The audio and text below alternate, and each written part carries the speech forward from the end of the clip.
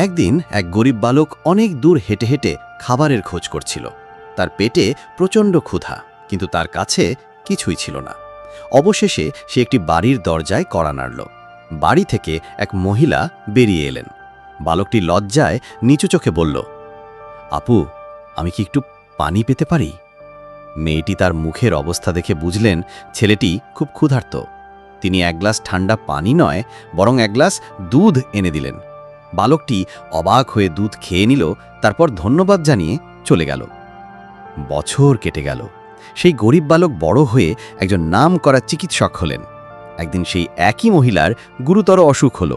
তাকে শহরের বড় হাসপাতালে ভর্তি করা হলো।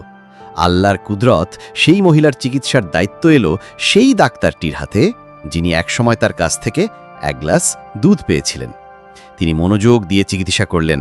আল্লাহর রহমতে মহিলা সম্পূর্ণ সুস্থ হয়ে উঠলেন।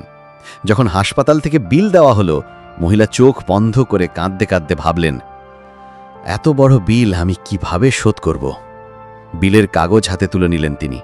সেখানে ডাক্তার একটি লাইন লিখেছিলেন, এক গ্লাস দুধের বিনিময়ে সম্পূর্ণ পরিশোধিত। শিক্ষা: আল্লাহর পথে করা প্রতিটি ছোট দান ও ভালো কাজ কোনোদিন বৃথা যায় না। আল্লাহ অসীম রহমত দিয়ে তা ফিরিয়ে দেন।